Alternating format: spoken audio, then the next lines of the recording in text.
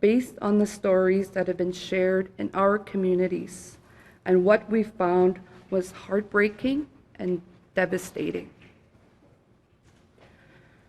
To date, there are 93 unmarked graves, 79 children, and 14 infants. Vice Chief Jenny Wolverine said the data confirms what survivors reported for decades. Most, if not all, of these unmarked graves are believed to be children, and at least 14 of them are believed to be infants.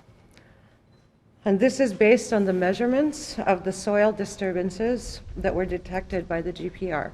Don McIntyre has been coordinating the ground searches with a team of elders from the community and GPR specialists to search the cemetery that once belonged to the school.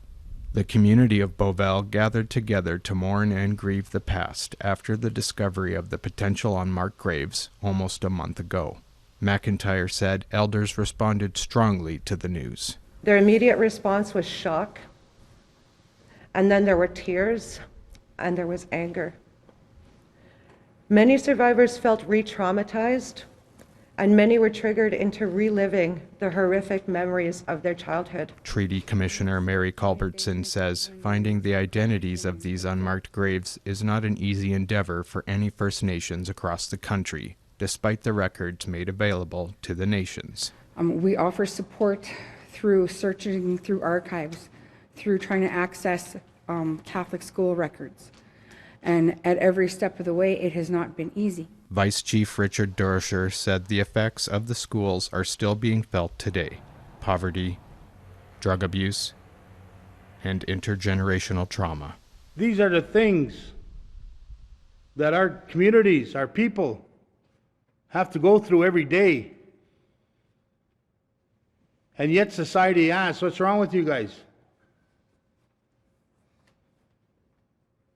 I turn the question around. What's wrong with you guys?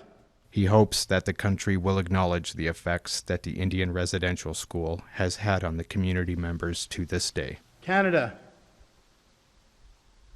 has to acknowledge not only what happened in the residential school era, but what happens every day in the justice system, in the health system, in the hospitals, in the courts, the unjust that our people have, and yet we're trying like darn to bring our children up in a good way. Federation of Sovereign Indigenous Nations Chief Bobby Cameron is calling for justice for the survivors of residential schools across the country. He says legal action should be taken and wellness centers built. To force them to build healing and wellness centers at those locations.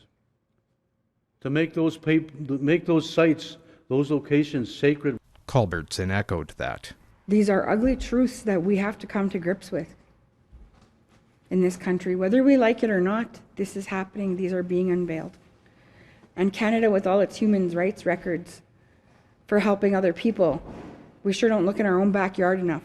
Vice Chief Jenny Wolverine emphasized, this discovery is just the beginning. The discovery of the graves earlier this month was just the first step in what will continue to be a long and difficult journey. Brent McGillivray, APTN National News, Saskatoon.